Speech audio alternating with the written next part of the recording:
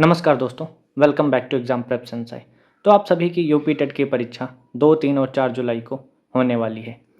आपके पास बहुत ही कम समय बचा है, तो आज हम प्रीवियस ईयर सीडीपी के क्वेश्चंस डिस्कस करेंगे। और यूपी टेट के मद्देनज़र आप एक बार नोटिस करोगे कि previous year questions UP TET में कई बार रिपीट किए जाते हैं। तो आप सभी सीरियस कैंडिडेट्स के लिए जो सीडीपी के क्वेश्चंस प्रीवियस ईयर के हैं वो काफ़ी इंपॉर्टेंट हो जाते हैं, जो आज हम डिस्कस करेंगे। तो आप सभी से विनती है कि आप इन क्वेश्चंस को शुरुआत से लेके अंत तक ज़रूर देखें। कई विद्यार्थी करते क्या हैं, शुरुआत के 5 क्वेश्चन देखने के बाद वीडियो को बीच में ही छोड़ देते हैं। तो आपसे हम्बल रिक्वेस्ट है कि आप पूरी वीडियो देखिएगा। और अगर आप चैनल पर नए हो तो चैनल को सब्सक्राइब करिएगा, वीडियो को लाइक करिएगा तथा अपने दोस्तों के साथ शेयर करिएगा। ये सभी क्वेश्चंस यूपी टीईटी के लिए नहीं बल्कि सीटेट के लिए भी काफ़ी इंपॉर्टेंट हैं। तो सीटेट के कैंडिडेट भी इन क्वेश्चंस को बहुत ही सीरियसली देखेंगे, उनके एग्ज़ाम के लिए भी ये बहुत महत्वपूर्ण है। तो चलिए शुरू करते हैं आज के वीडियो को। तो आप सभी के लिए पहला प्रश्न है कि निम्न दशाओं में शिक्षण की खेल विधि आधारित है। पहला ऑप्शन आपका हो जाता है कि शारीरिक शिक्षा कर्मियों के सिद्धांत पर, शिक्षण की विधियों के सिद्धांत पर, विकास एवं वृद्धि के मनोवैज्ञानिक सिद्धांत पर, शिक्षण के सामाजिक सिद्धांतों पर। तो आपका करेक्ट उत्तर हो जाता है विकास एवं वृद्धि के मनोवैज्ञानिक सिद्धांत पर। खेल खेल में जो बच्चा होता है वो सबसे अच्छी तरह से सीखता है। इससे उसकी सोच, समझ, याददाश्त और व्यक्तित्व का विकास होता है। इसलिए खेल विधि मनोवैज्ञानिक सिद्धांत पर आधारित मानी जाती है। तो चलिए बढ़ते हैं दूसरे प्रश्न की ओर। डिसलेक्सिया संबंधित है मानसिक विकार से, गणितीय विकार से, पठन विकार से या व्यवहारिक विकार से। तो आपका सही उत्तर हो जाता है डिसलेक्सिया, मतलब ही होता है इसका पठन विकार से। तो आपका सही उत्तर हो जाएगा सी नंबर, पठन विकार से। आसान भाषा में समझें तो डिसलेक्सिया में बच्चे को पढ़ने और शब्द पहचानने में कठिनाई होती है। इसका मतलब यह नहीं है कि बच्चा कमज़ोर है, बल्कि उसे पढ़ने में विशेष सहायता की आवश्यकता होती है। चलिए बढ़ते हैं तीसरे प्रश्न की ओर। विशेष रूप से ज़रूरतमंद बच्चों की शिक्षा का प्रबंध होना चाहिए। दूसरे सामान्य बच्चों के साथ, विशेष विद्यालयों में, विशेष बच्चों के लिए विकसित विधियों द्वारा, विशेष विद्यालयों में या विशेष विद्यालयों में विशेष शिक्षकों द्वारा। तो आप सबसे पहले ध्यान दीजिए कि जो ज़रूरतमंद मीन्स स्पेशल नीड जो चाइल्ड हैं, अब जब कभी भी हमारा ये विशेष विशेष करके आ जाता है ना, उनको अलग से हमको शिक्षा नहीं देनी है, उनको सेपरेट नहीं करना है। हमारी जो नई पॉलिसी है, न्यू एजुकेशन पॉलिसी, वो इसी चीज़ को डिनाई करती है कि हम जो है बच्चों को सेपरेट नहीं करेंगे। तो जो विशेष विद्यालय होते हैं या सेपरेट विद्यालय हो, ये सभी उत्तर जहाँ पे विशेष विशेष शब्द आ रहा है ये सभी इस प्रकार से ये गलत हो जाएगा, ये भी गलत, ये भी जाएगा। तो आप बड़ी आसानी से उत्तर को पहचान सकते हैं कि आपका सही उत्तर हो जाएगा ए नंबर, दूसरे सामान्य बच्चों के साथ। मीन्स हम जो ज़रूरतमंद बच्चे हैं उनको भी शिक्षा देंगे, सभी बच्चों के साथ में। तो आपका ए ऑप्शन सही हो जाता है, दूसरे सामान्य बच्चों के साथ उन ज़रूरतमंद बच्चों को भी हम शिक्षा देंगे। चलिए बढ़ते हैं अगले प्रश्न की ओर। प्रश्न नंबर 4, अधिगम के क्रम में अभिप्रेरण सीखने वालों की स्मृति को तेज बनाता है, पुराने अधिगम से नए अधिगम को निर्देशित करता है, एक दिशीय रूप से सोचने से सीखने वालों को प्रस्तुत करता है, नए सीखने वालों में अधिगम के लिए रुचि का सृजन करता है। तो आपका क्वेश्चन हो जाता है कि अधिगम के क्रम में अभिप्रेरण क्या करता है। जब आप अधिगम कर रहे हो या जब आप पढ़ रहे हो, सीख रहे हो, तो उसमें अभिप्रेरणा क्या करती है, मोटिवेशन क्या काम करता है। आप एक बार सोचो कि अगर आप पढ़ाई करो, आपको मोटिवेशन दिया जाता है, तो आप क्या कर सकते हो। सीखने वालों की स्मृति को तेज बनाता है, या फिर पुराने अधिगम से नए अधिगम को निर्देशित करता है, या फिर एक दिशीय रूप से सोचने से सीखने वालों को प्रस्तुत करता है। नहीं, नए सीखने वालों में अधिगम के लिए रुचि का सृजन करता है। अभिप्रेरणा हमेशा क्या करती है, मोटिवेशन आपको क्या करता है, और ज़्यादा सीखने के लिए अभिप्रेरित करता है। मोटिवेशन ही है कि आप अधिक से अधिक पढ़ाई करते हो, ये सिर्फ मोटिवेशन के कारण ही हो पाता है। तो हमारा उत्तर क्या हो जाएगा, डी नंबर, नए सीखने वालों में अधिगम के लिए रुचि का सृजन करता है। चलिए बढ़ते हैं अगले प्रश्न की ओर। प्रश्न नंबर 5, कक्षा 5 के न्यून दृष्टि वाले बच्चे को निम्न स्तर के कार्य के लिए माफ़ करना उचित है। उसके दैनिक कार्य में उसके माता पिता तथा मित्रों को सहायता करनी चाहिए। कक्षा में सामान्य रूप से बनाए रखना चाहिए एवं ऑडियो सीडी के जरिए सहायता प्रदान करनी चाहिए। कक्षा में विशेष बर्ताव करना चाहिए। जो न्यून दृष्टि वाला बच्चा है, सबसे पहले उसको थोड़ा सा कम दिखाई दे रहा है, तो पहले ही मैंने आपको बताया कि इसको किसी विशिष्ट स्कूल में नहीं भेजना है, किसी विशिष्ट कक्षा नहीं उसके लिए बनानी है। तो जहाँ पर भी विशिष्ट या विशेष आ जाएगा वो हमारा उत्तर गलत हो जाएगा। तो कक्षा में विशेष बर्ताव करना चाहिए, ये एक प्रकार से गलत हो जाएगा। कक्षा में सामान्य रूप से बनाए रखना चाहिए एवं ऑडियो CD के जरिए सहायता प्रदान करनी चाहिए। आप इस पे विचार कर सकते हो। फिर दूसरा ऑप्शन पढ़ते हैं कि उसके दैनिक कार्य में उसके माता-पिता तथा मित्रों की सहायता करनी चाहिए। तो ये भी नहीं है हमारी समझ से भी। तो फिर क्या हो जाता है, निम्न स्तर के कार्य के लिए माफ़ कर देना है। इसमें भी स्पेशल हमको कोई ट्रीटमेंट नहीं देनी है, विशेष कोई भी ट्रीटमेंट नहीं देनी है। सिर्फ हम क्या कर सकते हैं इसमें, कक्षा में सामान्य रूप से बनाए रखना उसको एवं ऑडियो CD के जरिए सहायता प्रदान करना। तो आपका सही उत्तर हो जाता है C नंबर ऑप्शन। चलिए बढ़ते हैं अगले प्रश्न की ओर। प्रश्न नंबर 6, श्यामपट्ट को शिक्षण सामग्री के किस समूह के अंतर्गत किया जा सकता है? श्रव्य साधन, दृश्य साधन, दृश्य श्रव्य साधन, इसमें से कोई नहीं। तो हमारा क्या हो जाता है, श्यामपट्ट मीन्स ब्लैक बोर्ड। तो ब्लैक बोर्ड क्या है, हम उसको देखते हैं, ब्लैक बोर्ड को सुनते थोड़ा ना है। तो हमारा क्या हो जाता है, श्रव्य, गलत है, श्रव्य नहीं होगा हमारा। दृश्य साधन, यस, हमारा दृश्य साधन हो जाए। दृश्य श्रव्य, नो, वो ना बोलता है, सिर्फ आप देख सकते हो उसको, तो इनमें से कोई नहीं। तो हमारा सही उत्तर क्या हो जाता है, B ऑप्शन, दृश्य मीन्स जिसको आप देख सकते हो। श्यामपट्ट हमारा दृश्य साधन हो जाता है। तो चलिए बढ़ते हैं नेक्स्ट प्रश्न की ओर। प्रश्न नंबर 7, निम्न में से कौन शिक्षण कौशल से संबंधित है? श्यामपट्ट पर लिखना, प्रश्नों को हल करना, प्रश्न पूछना, उपरोक्त सभी। तो क्वेश्चन नंबर C क्या हो जाता है कि शिक्षण कौशल क्या होता है, जब आप पढ़ते हो या पढ़ाते हो या क्वेश्चन करते हो। तो श्यामपट्ट पर लिखोगे, आप क्वेश्चन देख सकते हो, तो वो भी हमारा शिक्षण कौशल हो जाता है। प्रश्नों को हल करोगे, सॉल्व करोगे, वो भी शिक्षण कौशल है, और प्रश्न पूछना वो भी। तो उपरोक्त सभी हमारे क्या हो जाता है, सभी हमारे जो है शिक्षण कौशल के अंतर्गत आ जाते हैं।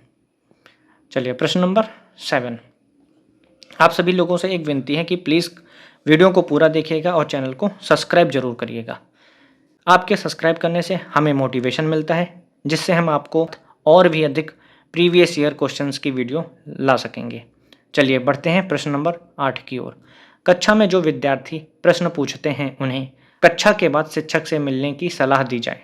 कक्षा एवं प्रश्नों के लिए प्रोत्साहित किया जाए, लगातार प्रश्न पूछने के लिए प्रोत्साहित करना चाहिए, स्वतंत्र रूप से उत्तर ढूंढने के लिए प्रोत्साहित करना चाहिए। तो आपका प्रश्न नंबर 8, कक्षा के बाद शिक्षक स्पेशल ट्रीटमेंट नहीं करना है किसी चीज़ को, पहले भी बताया, तो उसको अलग मिलने की क्या ज़रूरत है इसमें। कक्षा में प्रश्नों के लिए प्रोत्साहित किया जाना चाहिए, आपका सही उत्तर हो सकता है।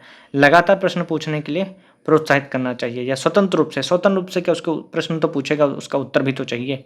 तो कक्षा में जो विद्यार्थी प्रश्न पूछते हैं तो उन्हें क्या करना चाहिए, लगातार प्रश्न पूछने के लिए प्रोत्साहित करना है उन्हें, हमें प्रोत्साहित करना चाहिए। ये एक पॉजिटिव वर्ड हो जाता है, हमें प्रोत्साहित करना चाहिए, ना कि उन्हें डिमोटिवेट नहीं करना, उन्हें और भी प्रश्न पूछें, वो और अच्छी बात है ये। तो कक्षा में प्रश्नों के लिए प्रोत्साहित किया जाए, लगातार प्रश्न पूछने के लिए। तो हमारा C नंबर ऑप्शन सही हो जाता है, आपका C नंबर। प्रश्न नंबर 9 हमारा क्या हो जाता है कि शिक्षा की किंडरगार्टन पद्धति का प्रतिपादन किसने किया था? जो किंडरगार्टन पद्धति थी हमारी, PT नन ने, स्पेंसर ने, फ्रॉबेल ने, मॉन्टेसरी ने। तो ये कई बार यूपी टेट में पूछा गया क्वेश्चन है कि शिक्षा की किंडरगार्टन पद्धति का आविष्कार किसने किया था? हमारा फ्रॉबेल ने किया था। आप सभी ध्यान रखना कि किंडरगार्टन, फ्रॉबेल। ओके, चलिए बढ़ते हैं अगले प्रश्न की ओर। प्रश्न नंबर 10,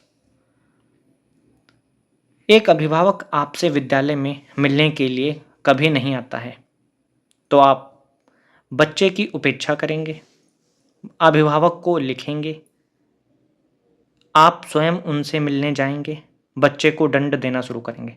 चलिए हम जो ऑप्शंस हैं उनको एलिमिनेट करते हैं, और इस एलिमिनेशन से रिगार्डिंग हमने एक वीडियो पहले ऑलरेडी ही बनाई हुई है अपने चैनल पे, सो कृपया आप उस वीडियो को एक बार ज़रूर देख लें। उसमें हमने बताया है कि आप उत्तर को किस प्रकार से, अगर आपने कोई टॉपिक नहीं पढ़ा है तो आप उस उत्तर को किस प्रकार से निकाल सकते हो। तो आइए देखते हैं कि सबसे पहले कभी भी ये निगेटिव वर्ड आता है, हमने उसमें ये भी बताया कौन सा पॉजिटिव वर्ड है, कौन सा नेगेटिव वर्ड है। तो यहाँ पे क्या हो जाता है कि बच्चे की उपेक्षा करनी चाहिए। उपेक्षा मीन्स निगेटिव वर्ड है, उपेक्षा नहीं करनी है। कहीं पर भी हमें उपेक्षा जैसा वर्ड जो है ये नेगेटिव हो जाता है, तो पहला गलत हो जाता है। दूसरा क्या हो जाता है, बच्चे को दंड देना भी नेगेटिव वर्ड है, ये भी गलत हो जाएगा। तो 2 आपके गलत हो गए, 2 ही बचे।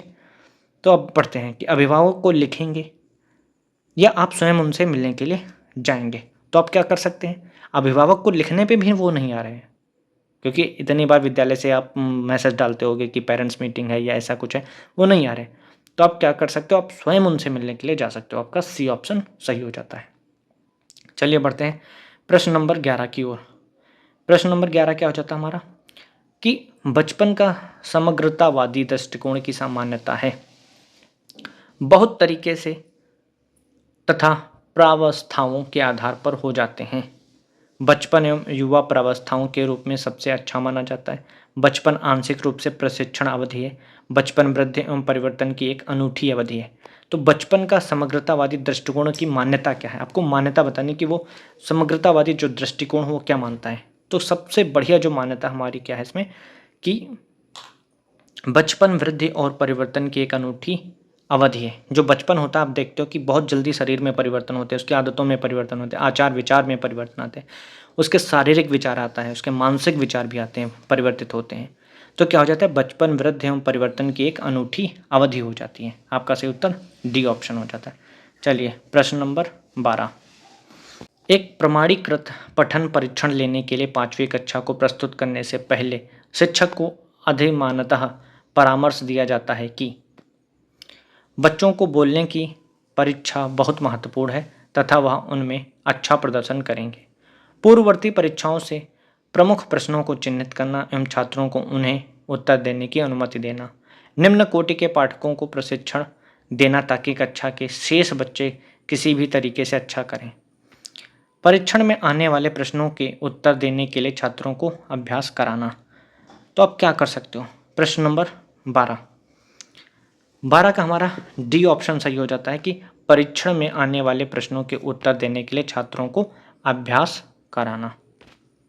चलिए बढ़ते हैं अगले प्रश्न की ओर। प्रश्न नंबर 13। असंगठित घर से आने वाला बच्चा सबसे अधिक कठिनाई का अनुभव करेगा। अगर किसी का घर अच्छा नहीं है या किसी कोई परेशानी है तो वो बच्चा सबसे अधिक कठिनाई कहाँ पे अनुभव करता है, शब्दों का पाठ में, स्वतंत्र अध्ययन में, निर्देशित अध्ययन में, अभ्यास पुस्तिकाओं में। जो थोड़ा सा कमज़ोर बैकग्राउंड का है तो उसको क्या होता है कि वो स्वतंत्र अध्ययन में जो है डिफ़िकल्टी फील करता है, शब्दों को पठन में नहीं, उसको शब्द तो पढ़ लेगा बट सेल्फ अपने आप से पढ़ने में उसको कठिनाई महसूस होगी। तो स्वतंत्र अध्ययन में क्या हो जाता है, असंगठित घर से आने वाला बच्चा सबसे अधिक कठिनाई का अनुभव स्वतंत्र अध्ययन में करता है। प्रश्न नंबर 14। आप देखते हैं कि एक छात्र बुद्धिमान है, आप क्या करेंगे, उसके साथ सख्त रहेंगे, उसे अतिरिक्त सुविधाएं नहीं देंगे, वह जैसे अधिक प्रगति कर सके वैसे उसे प्रोत्साहित करेंगे, उसके अभिभावकों को सूचित करेंगे कि वह बुद्धिमान है। तो इसमें सबसे अप्रोप्रिएट आंसर क्या हो जाएगा, वह जैसे अधिक प्रगति कर सके वैसे उसे प्रोत्साहित करेंगे। प्रश्न नंबर हमारा 14 हो जाता है। तो चलिए बढ़ते हैं अगले प्रश्न की ओर। प्रश्न नंबर 15।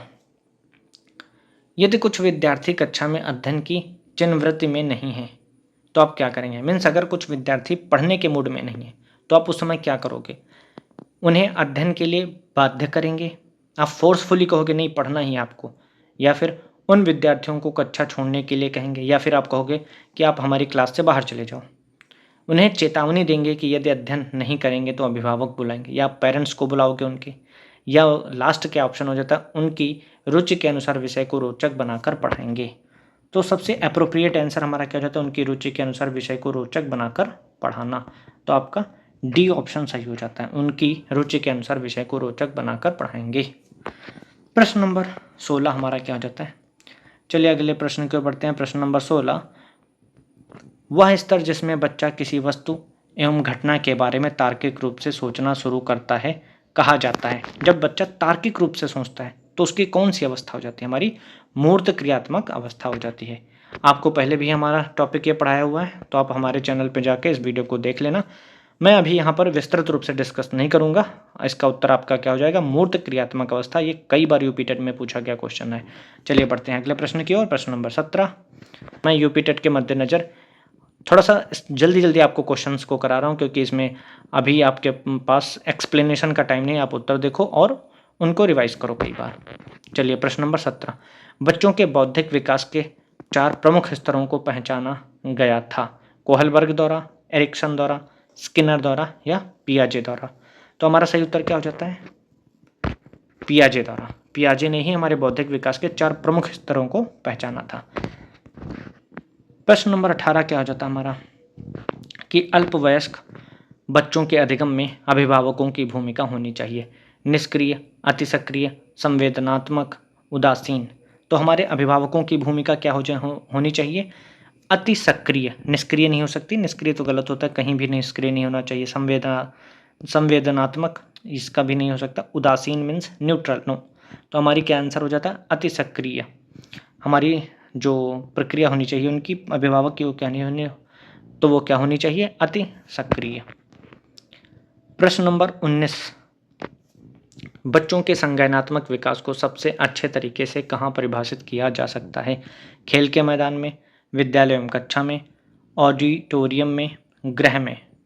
तो बच्चों के संज्ञानात्मक विकास को सबसे अच्छे तरीके से जहाँ भी परिभाषित किया जा सकता है वो हमारी जगह क्या होती है? विद्यालय एवं कक्षा में। सबसे अच्छे तरीके से जो संज्ञानात्मक विकास को परिभाषित किया जा सकता है वो विद्यालय एवं कक्षा हो जाती है। चलिए प्रश्न नंबर 20, डैश को अनुदेशित शिक्षण के एक संकेतक के रूप में विवेचित किया जाता है। कक्षा में अधिकतम उपस्थिति, शिक्षक द्वारा दिया गया उपचारात्मक कार्य, विद्यार्थियों द्वारा प्रश्न पूछना, कक्षा में पूर्ण नीरवता। तो आपका प्रश्न नंबर 20 क्या उत्तर हो जाता है कि विद्यार्थियों द्वारा प्रश्न पूछना, जो हमारा होता है विद्यार्थियों द्वारा प्रश्न पूछना को अनुदेशित शिक्षण के एक सांकेतिक के रूप में विवेचित किया जाता है। चलिए अगले प्रश्न की ओर बढ़ते हैं। प्रश्न नंबर 21,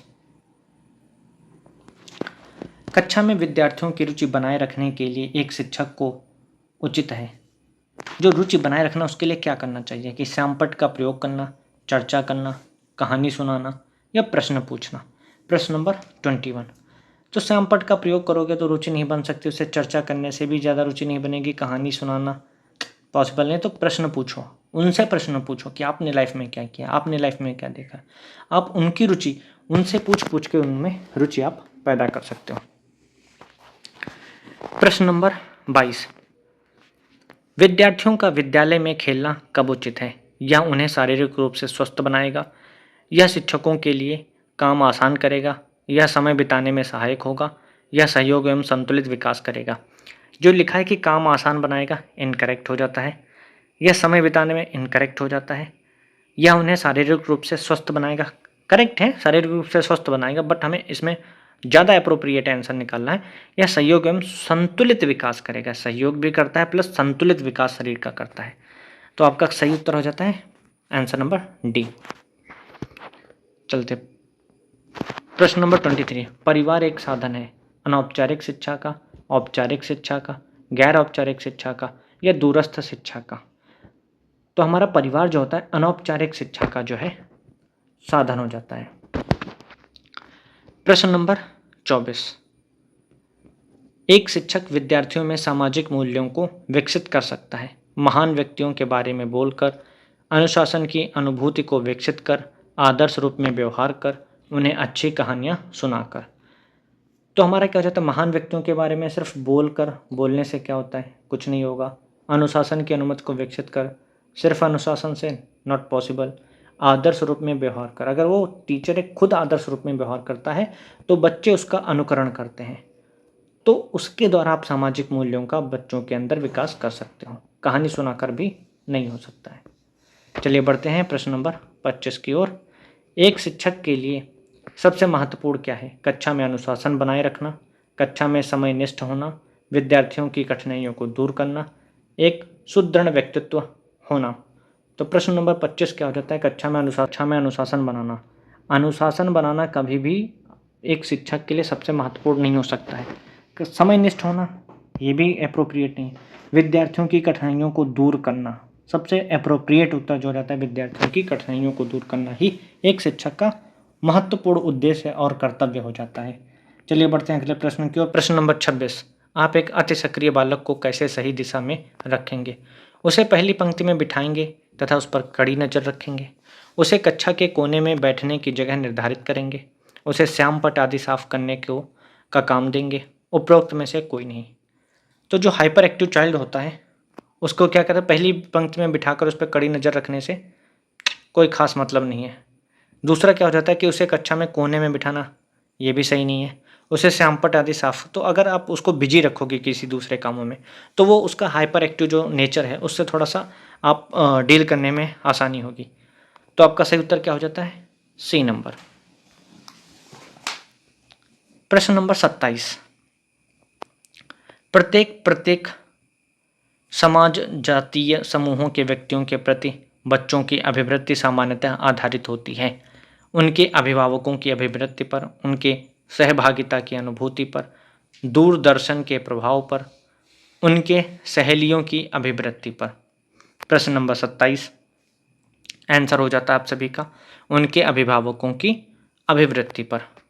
प्रश्न नंबर 28 आपको अपनी कक्षा में 2 मंदबुद्धि बच्चों को बैठाने के लिए बताया जाता है, आप क्या करेंगे?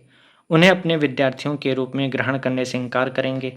आप किसी भी विद्यार्थी को इनकार नहीं कर सकते, पहले ही ऑप्शन गलत होगा ये। प्रधानाध्यापक को उन्हें किसी अन्य कक्षा में भेजने के लिए कहेंगे, ये भी आपका गलत है। ऐसे विद्यार्थियों को सीखने की तकनीकी सीखेंगे, ये आपका सही उत्तर हो जाता है। उपरोक्त में से कोई नहीं। तो ऐसे विद्यार्थियों को सिखाने की तकनीकी आपको सीखनी चाहिए, ना कि उनको अलग बिठाना। स्पेशल कुछ भी ट्रीटमेंट नहीं देना, सामान्य बच्चों के साथ उन्हें बिठाना है। चलिए बढ़ते हैं अगले प्रश्न की ओर। प्रश्न नंबर 29 एक शिक्षक को साधन संपन्न होना चाहिए, इसका अर्थ है उसके पास पर्याप्त धन संपदा होनी चाहिए ताकि उसे शिक्षण देने की जरूरत ना पड़े। उनका अधिकारियों के उच्च स्तर से संपर्क होना चाहिए। उसे अपने विद्यार्थियों की समस्याओं को हल करने का पर्याप्त ज्ञान होना चाहिए। विद्यार्थियों के बीच उसकी प्रतिष्ठा होनी चाहिए। टीचर की प्रतिष्ठा से कोई मतलब नहीं, यहाँ पर पर्याप्त धन संपदा से कोई मतलब नहीं है, और उसके उच्च संपर्क अगर हैं वो भी इससे मतलब नहीं। तो आपका सही उत्तर क्या हो जाता है? C number. उसे अपने विद्यार्थियों की समस्याओं को हल करने का पर्याप्त ज्ञान होना चाहिए, मीन्स अप्रोप्रिएट नॉलेज होना चाहिए टीचर्स को। चलिए आज की सीरीज का और आज की इस वीडियो का ये अंतिम प्रश्न हमारा प्रश्न नंबर 30 बच्चों में संवेगात्मक समायोजन प्रभावी होता है व्यक्तित्व निर्माण में, कक्षा शिक्षण में, अनुशासन में, उपरोक्त सभी। तो आपका सही उत्तर हो जाता है संवेगात्मक समायोजन जो प्रभावी होता है व्यक्तित्व निर्माण में भी होता है, कक्षा शिक्षण में भी होता है, अनुशासन में भी होता है। आपका सही उत्तर हो जाता है उपरोक्त सभी। आपका आंसर नंबर डी हो जाता है, डी।